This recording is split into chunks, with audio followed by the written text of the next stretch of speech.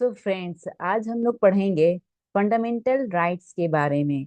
हमारे constitution of India में fundamental rights हैं। पहले हम लोग ये जानेंगे कि फंडामेंटल राइट्स किसे कहते हैं। फंडामेंटल राइट्स हर सिटीजन का एक बेसिक राइट्स होता है, जो हमारे फ्रीडम, इक्वालिटी एंड डिग्निटी को प्रोटेक्ट करता है। एंड फंडामेंटल राइट्स हेल्प करता है पीपल को रिस्पेक्ट एंड जस्टिस के साथ रहने में। आगे की स्लाइड्स में हम लोग चलते हैं। अब हम लोग पढ़ेंगे फंडामेंटल राइट्स के बारे में कि फंडामेंटल राइट्स जो है हमारे कॉन्स्टिट्यूशन ऑफ इंडिया के पार्ट थर्ड में मेंशन है, जिसमें आर्टिकल 14 to 35 में ये जो हमारा फंडामेंटल राइट है वो कवर्ड है। ठीक है, आर्टिकल 14 to 35। दोस्तों, मैंने ये रेड कलर से मैंने खास कर मार्क कर दिया ताकि आप लोगों के लिए इजी हो एग्जाम पॉइंट ऑफ व्यू से चीजों को लर्न करने में। आगे हम लोग चलेंगे चलेंगे कि जो जब हमारा कॉन्स्टिट्यूशन जब 1950 में जब हमारा कॉन्स्टिट्यूशन जब इन्फोर्स हुआ था, तो उस वक्त हमारा जो फंडामेंटल राइट्स है वो ओनली 7 था। ठीक है, बट बाद में जाकर 44th कॉन्स्टिट्यूशनल अमेंडमेंट एक्ट 1978 के में क्या होता है कि आर्टिकल 31, जिससे हम लोग कहते हैं राइट टू प्रॉपर्टी, ये भी पहले फंडामेंटल राइट्स में आता था, बट इसे फंडामेंटल राइट्स से रिमूव करके अब इसे लीगल राइट में प्लेस कर दिया गया। ठीक है, तो अब आर्टिकल 31 हम लोग जानते हैं आर्टिकल 300 ए के नाम से। ठीक है, मतलब कि इसे क्या कर दिया गया, आर्टिकल 300 ए में आर्टिकल 31 को शिफ्ट कर दिया गया और इस ये अब लीगल राइट में चेंज हो गया है। ठीक है, अब इसे फंडामेंटल राइट नहीं लीगल राइट कहेंगे। अब हम लोग चलते हैं कि जब आर्टिकल 31 जब रिमूव हो गया तो हमारे पास केवल 6 फंडामेंटल राइट्स बच गए। ठीक है, अब लास्ट में हम ये देखेंगे कि जो फंडामेंटल राइट्स है उसका आइडिया कहाँ से लिया गया, उसका आइडिया यूएसए से लिया गया। ठीक है, अमेरिका से। चलिए आगे चलते हैं।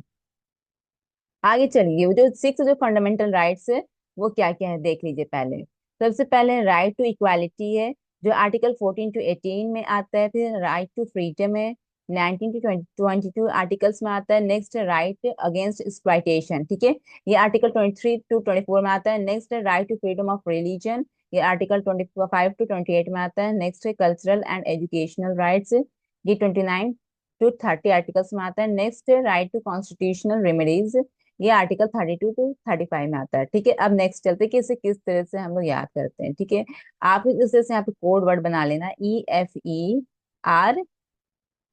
ठीक है, चलिए, मतलब equality, freedom, exploitation, religion, educational rights and constitutional remedies. चलिए नेक्स्ट चलते हैं, इसे किस तरह से याद करना। देखिए, ये हमारे 6 फंडामेंटल राइट्स है। सबसे पहले ये याद कर लो कि 14 to 35 में आता है। फंडामेंटल राइट्स कहाँ तक आर्टिकल 14 to 35 में है। ठीक है, अब इसे ट्रिक मैंने यहाँ पर मेंशन किया कि किस तरह से आप इसे ट्रिक के जरिए याद करेंगे। आप ये टेबल याद कर लो। सबसे पहले 5, ओके, 5 आता है। ठीक है, 6 फंडामेंटल राइट्स है, 6 से एक कम हो गया 5।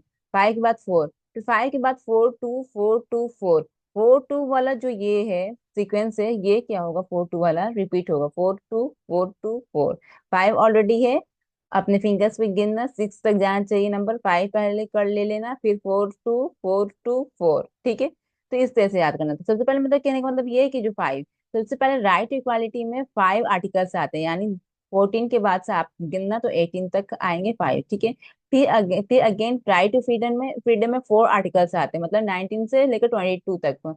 मतलब क्या क्या हो गया, 19 20 21 22। ठीक है, उसके बाद आते हैं राइट अगेंस्ट एक्सप्लॉइटेशन में 2 आर्टिकल्स ओनली आते हैं, यानी 23 and 24 ओनली। फिर again right to freedom of religion में कितने आते हैं, 4 आर्टिकल आते हैं, यानी 25 26 27 28। ठीक है, अगेन हम लोग देखते हैं कल्चरल एंड एजुकेशनल राइट्स में कितने आते हैं आर्टिकल्स, ओनली 2 आते हैं, 29 and 30। और यहाँ पर मेंशन किया हुआ है कि आर्टिकल 31 क्या एक्सक्लूडेड है। ठीक है, यहाँ पर मिसेस स्पेल हो गया, यहाँ पर एक्सक्लूडेड है। ठीक है, यानी आर्टिकल 31 ऑलरेडी रिमूव हो गया 44th अमेंडमेंट एक्ट के थ्रू। ठीक है, तो यहाँ पर 31 को यहाँ पर आप लोग स्किप कर देंगे, फिर आप काउंट करेंगे 32 से 35 तक, तो ये 4 हो गया। ठीक है, तो आई थिंक आप लोगों को ये इजी पड़ा होगा, 5 4 2 4 2 4। ठीक है, चलिए नेक्स्ट चलते हैं।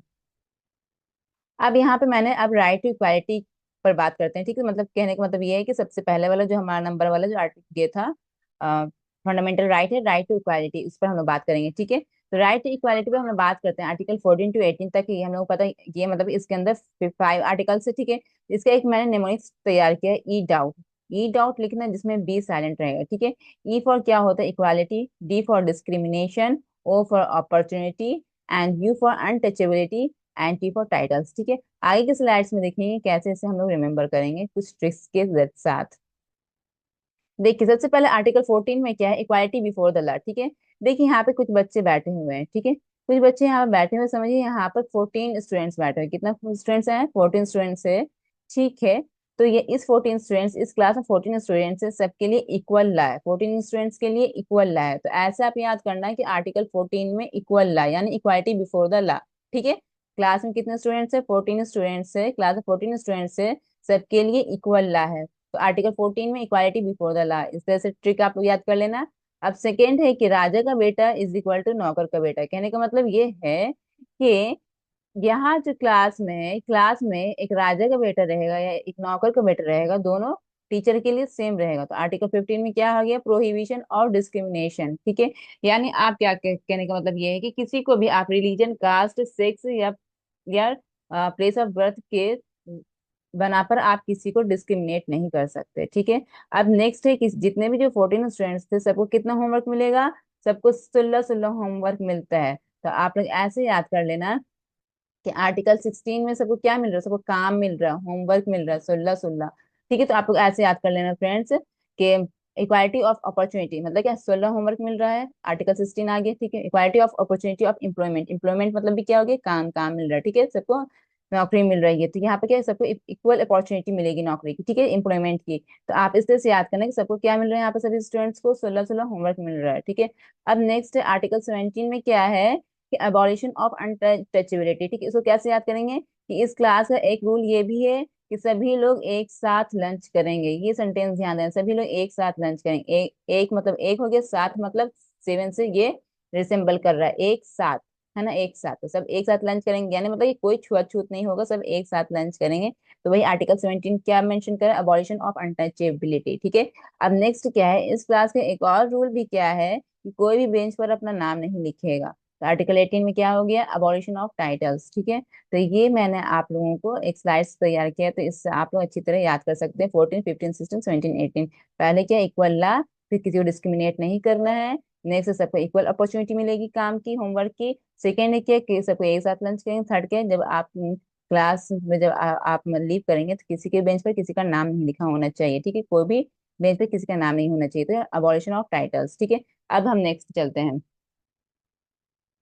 नेक्स्ट चलते हैं अब हम।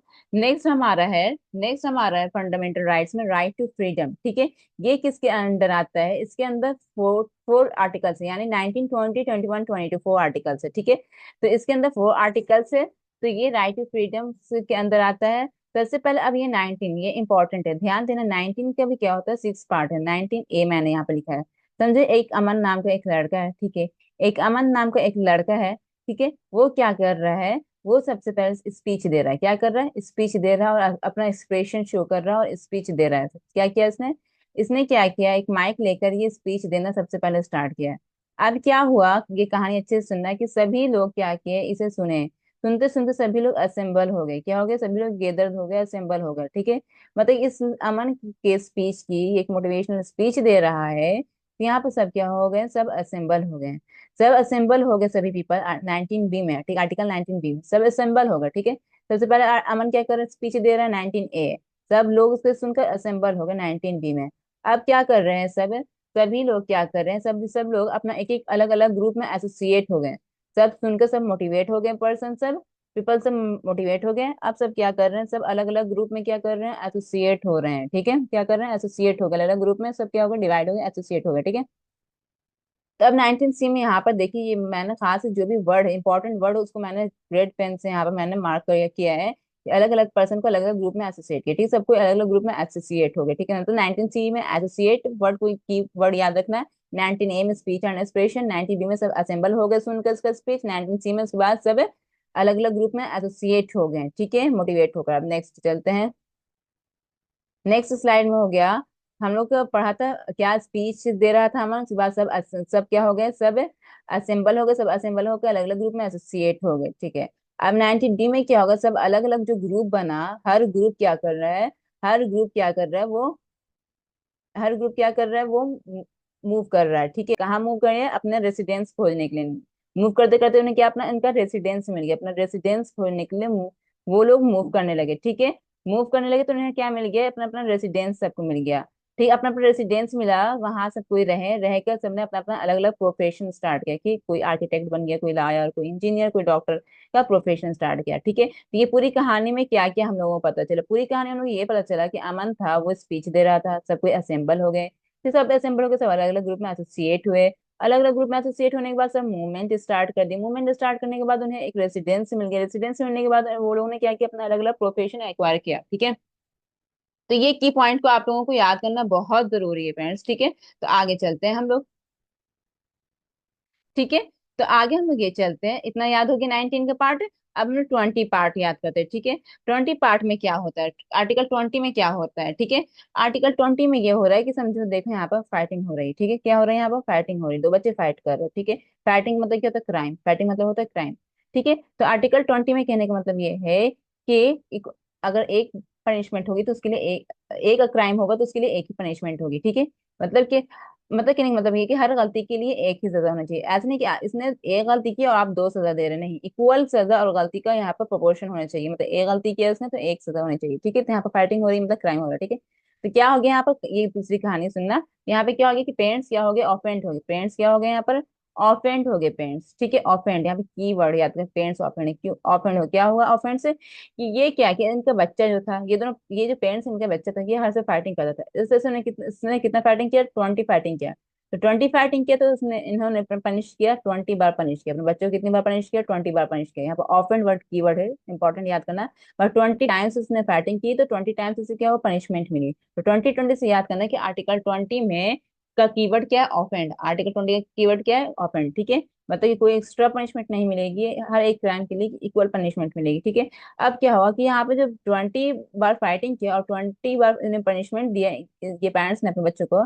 अब 21वीं बार क्या होता है, अब आर्टिकल 21 में आता है, 21वीं बार में क्या होता है कि ये प्यार समझाते हैं कि पढ़ाई करो जीवन जियो, यानी लाइफ एंड एजुकेशन के बारे में बता रहे हैं। क्या बता रहे हैं, लाइफ एंड एजुकेशन के बारे में, कि पढ़ाई करो और जीवन जियो, लाइफ एंड एजुकेशन। 21 बार में क्या है कि अपने बच्चों को समझाते हैं कि, 21वीं बार समझाते हैं कि अपना जीवन जियो और पढ़ाई करके अपना जीवन जियो। ठीक है, तो देखो बच्चों, जब बच्चा ये जो 21 टाइम्स, जब 21वीं बार में जब उसकी मम्मी ने समझाया इसे कि अपना जीवन जियो और पढ़ाई करो, जब बच्चा 22 एज का हो जाता है, उसका जब 22 साल बड़ा हो जाता है, तब भी वो नहीं सुधरता है और वो लड़ाई करता रहता है, तो उसे क्या होता है, अरेस्ट कर लिया जाता है। क्या, रीजन लिखकर अरेस्ट। ये जो रेड पॉइंट्स, रेड कलर से जो है उसे याद करो, रीजन लिखकर अरेस्ट। ठीक है, ये कहानी फिर समझ में आ गई। अब हम नेक्स्ट स्लाइड में चलते हैं। तो आगे हम समझते हैं बच्चों, आर्टिकल 19 का ये पूरा होल पार्ट लिखा हुआ, राइट टू फ्रीडम। ठीक है, 19A में क्या था कि अमन ने स्पीच दिया, एक्सप्रेशन शो किया। 19B में हमें क्या किया कि सभी सभी लोग असेंबल हो गए। 19C में क्या होता है कि सबने अपना अलग अलग ग्रुप में एसोसिएट कर लिया। ठीक है, ये कीवर्ड याद कर लेना। ठीक है, 19D में क्या हो गया, सब लोग मूव करने लगे। 19E में क्या हो गया, सबको रेसिडेंस मिल गए। ठीक है, अब 19F में क्या है कि सबने अपना अलग अलग प्रोफेशन की प्रैक्टिस की। ठीक है, तो इसे आप अच्छी तरह से ये सबको सब पढ़कर अच्छी तरह से याद कर लीजिए। मैंने यहाँ पर से क्या कर रही हूँ कि मैंने यहाँ पर से की पॉइंट्स को यहाँ पर शो कर रही। ठीक है, अब आर्टिकल 20 में क्या हुआ था कि उसके मम्मी पापा जो थे एक बच्चे के, वो ऑफेंस हो गए। क्यों ऑफेंस हो गए, क्योंकि वो बहुत लड़ाई करता था। ठीक है, अब इस 21वीं बार उन्हें वो 20 पनिशमेंट दी, 20 बार उसने क्राइम किया। ठीक है, 21वीं बार क्या किया, उसे समझाया कि क्या क्या जिंदगी जियो और पढ़ाई करो। ठीक है, अब जब 22 एज का हुआ तो क्या, उसे अरेस्ट कर लिया गया। ठीक है, तो यहाँ पर याद करना कि अरेस्ट एंड डिटेंशन 22 आर्टिकल्स में आता है। ठीक है, अब नेक्स्ट चलते हैं हम लोग। नेक्स्ट बच्चों, अब हम लोग समझेंगे राइट अगेंस्ट एक्सप्लॉइटेशन। ठीक है, कि अब ये थर्ड फंडामेंटल राइट्स है। ठीक है, इसके अंदर कितने आते हैं, 2 आर्टिकल्स आते हैं, आर्टिकल 23 एंड 24। ठीक है, इसमें क्या होता है कि ये समझो, एक लड़की, ठीक है, रिया नाम की एक लड़की, ये क्या देख रही है, ये देख रही है कंडीशन कि एक बंदा जो है उसे वो 23-23 घंटा काम कर रहा है, उसे जबरदस्ती काम कराया जा रहा है 23-23 घंटा।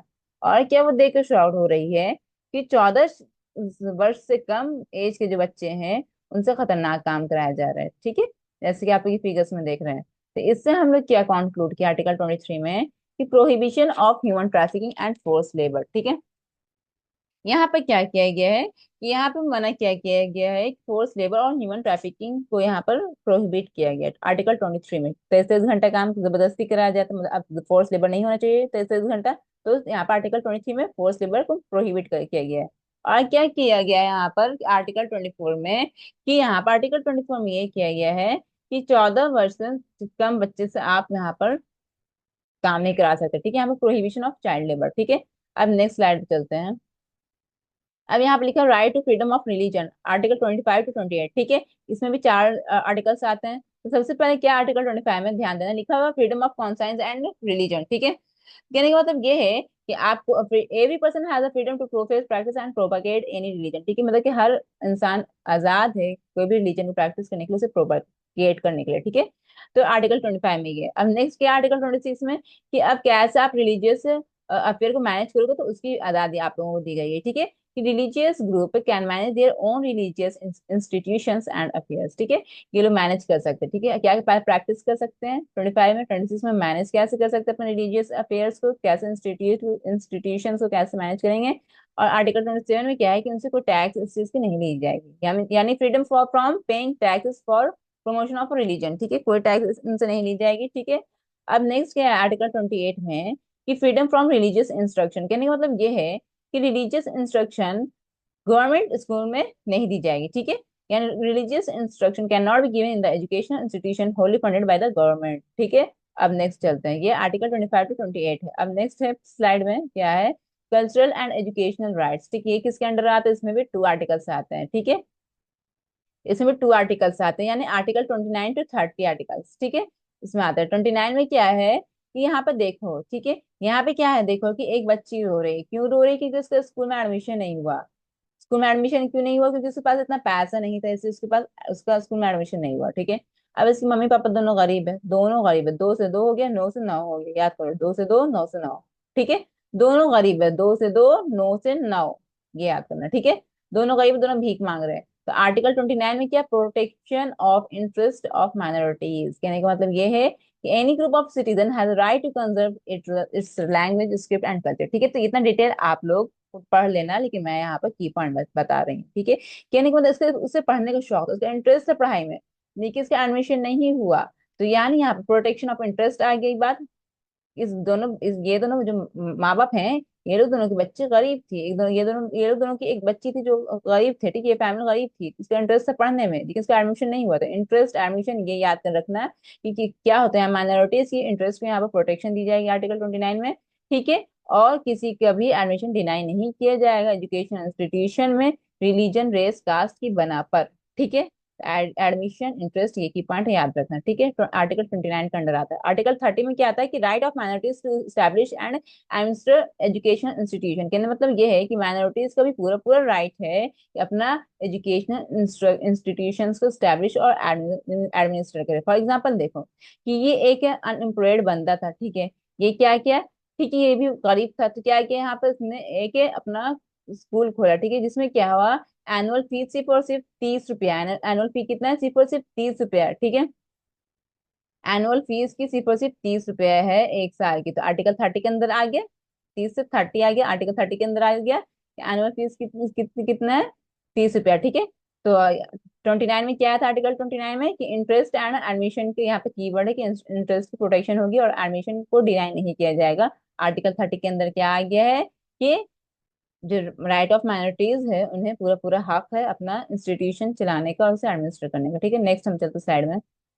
अब यहाँ पर देखो, अब सबसे लास्ट स्लाइड हम लोग देखते हैं कि यहाँ पे देखो right to constitutional remedies, article 32 to 35। ठीक है, मतलब कि 4 आर्टिकल्स इसके अंदर आता है। ठीक है, सबसे last part of fundamental rights है। ठीक है, तो इसके अंदर क्या आता है बच्चों, ध्यान देना कि देखो सबसे पहले ये एक लड़का है। ठीक है, इसका नाम रवि है। तो हर इंसान के अंदर कितना दांत होते हैं, हर इंसान के पास कितने दांत होते हैं, 32 दांत, 32 दांत। ठीक है, इसके बाद 32 दांत है। ठीक है, वो कहाँ जा रहा है, वो सुप्रीम कोर्ट जा रहा है। ठीक है, तो याद रखना आर्टिकल 32 में कौन सा की पॉइंट, आर्टिकल 32 का क्या की पॉइंट है, सुप्रीम कोर्ट। ठीक है, ये याद रखना। ठीक है, अब सवाल होता है क्यों जा रहा है सुप्रीम कोर्ट। ठीक है, तो ये याद रखना, इसके तीन तीन फंडामेंटल राइट्स छीन लिया गया है, इसलिए जा रहा है सुप्रीम कोर्ट अपने इंसाफ के लिए। ठीक है, तो यहाँ पर देखना आर्टिकल 33 हो गया ये फंडामेंटल राइट्स। आर्टिकल 33 में क्या आ गया, फंडामेंटल राइट्स। ठीक है, तो ये की पॉइंट आ गया 33 में फंडामेंटल राइट्स, 32 में क्या की पॉइंट आया, सुप्रीम कोर्ट। अब 34 में क्यों छीन लिया गया फंडामेंटल राइट, क्योंकि उसे मार्शल आर्ट आता था, ठीक है। तो आर्टिकल 34 में क्या याद करना, मार्शल याद करना, मार्शल, ठीक है। मार्शल लॉ यहाँ पर है, तो मार्शल याद करना कि आर्टिकल 34 में मार्शल वर्ड है, ठीक है, की पॉइंट। अब लास्ट फंडामेंटल राइट क्या है, आप सभी को पता है, 14 to 35 के अंडर फंडामेंटल राइट्स है, तो लास्ट फंडामेंटल राइट्स 35 होते हैं, सबको पता है। आखिर में से कहाँ जाना पड़ा, मेन पावर यानी पार्लियामेंट जाना पड़ा, ठीक है। 35 मेन पावर पार्लियामेंट। पहले सुप्रीम कोर्ट गया, 32 दांत था, आर्टिकल 32 सुप्रीम कोर्ट। क्यों गया, क्योंकि उसका तीन तीन फंडामेंटल राइट छीन लिया गया। आर्टिकल 33 फंडामेंटल राइट क्यों छीन लिया गया, क्योंकि उसे तीन चार मार्शल आर्ट आता था, आर्टिकल 34 में मार्शल लॉ, ये की पॉइंट हो गया, ठीक है। लास्ट फंडामेंटल राइट क्या है, 35। तो लास्ट में क्या कहाँ जाना पड़ा उस इंसान के लिए, पार्लियामेंट मेन पावर, तो याद करना आर्टिकल 35 मेन पावर पार्लियामेंट, ठीक है। अब नेक्स्ट यहाँ पर पढ़ लो इससे अच्छी तरह डिटेल, ठीक है। तो यहाँ पर डिटेल मैंने लिख दिया, क्या है कि आर्टिकल 32, ठीक है, राइट टू कॉन्स्टिट्यूशनल रेमेडीज, ठीक है। तो आर्टिकल 32 में क्या लिखा है कि citizen can approach the supreme court if their fundamental rights are violated, ठीक है। तो सिटीजन का पूरा पूरा हक है वो सुप्रीम कोर्ट को क्या करे, अप्रोच कर सके अगर उनके फंडामेंटल राइट्स को वायलेट किया गया, ठीक है। बी आर भीमराव अम्बेडकर कहते हैं, डॉक्टर भीमराव अम्बेडकर इससे heart and soul of the constitution कहते हैं। आर्टिकल 32 इंपॉर्टेंट है, heart and soul of the constitution के नाम से जाना जाता है, इसलिए मैंने इसे रेड मार्क से यहाँ पर मेंशन किया, तो आप लोग इसे ध्यान दीजिएगा, ठीक है। आगे क्या, आर्टिकल 33 में रिस्ट्रिक्शन ऑफ फंडामेंटल राइट्स, ठीक, फंडामेंटल राइट्स की रिस्ट्रिक्शंस को यहाँ पे बताया गया है, तो आर्टिकल 33 के अंदर है, ठीक है। आर्टिकल 34 में क्या, रिस्ट्रिक्शन ड्यूरिंग मार्शियल लॉ, ठीक है। आर्टिकल 34 में क्या है कि रिस्ट्रिक्शन ड्यूरिंग मार्शियल लॉ, ठीक है। आगे मार्शियल मैंने कीवर्ड बताया था, तो आर्टिकल 34 याद कर लेना, ठीक। आर्टिकल 35 के पावर ऑफ पार्लियामेंट, पार्लियामेंट का लास्ट में कहाँ जाना पड़ा रवि को, पार्लियामेंट जाना पड़ा, तो आर्टिकल 35 के अंदर आता है, ठीक है। तो अब यहाँ पे लिखा हुआ है कि यहाँ पे नोट किया, यहाँ पे 31 मेंशन नहीं है, तो यहाँ पर डायरेक्ट 30 से डायरेक्ट आपको 32 में आगे मतलब यहाँ में बताया गया। 31 क्यों नहीं मेंशन है, क्योंकि राइट टू प्रॉपर्टी मैंने जैसे फर्स्ट स्लाइड में पढ़ा था कि वो क्या किया गया, उसे रिमूव कर दिया गया, ठीक है। कहाँ रिमूव किया गया है, तो आर्टिकल 300A में रिमूव किया गया है। किस कॉन्स्टिट्यूशन अमेंडमेंट एक्ट के एक्ट थ्रू रिमूव किया गया, 44th कॉन्स्टिट्यूशन अमेंडमेंट एक्ट के थ्रू रिमूव किया गया 1978, ये याद रखना, ठीक है। तो बच्चों यहाँ तक था मेरा, तो आई होप कि आपको अच्छी तरह ये पूरा प्रेजेंटेशन समझ में आया होगा, ठीक है। मैंने इसमें सिर्फ और सिर्फ की पॉइंट मेंशन, कीवर्ड्स मेंशन किए हैं, अगर आप इस कीवर्ड्स को इस स्टोरी के जरिए आप लोग याद कीजिएगा तो आप लोगों को बहुत आसानी होगी पीवाईक्यू सॉल्व करने में। तो अगर आपको इसकी पीडीएफ चाहिए तो आप कमेंट सेक्शन में जरूर मुझे बताना, मैं आप लोगों को पीडीएफ प्रोवाइड करूंगी। Thank you so much.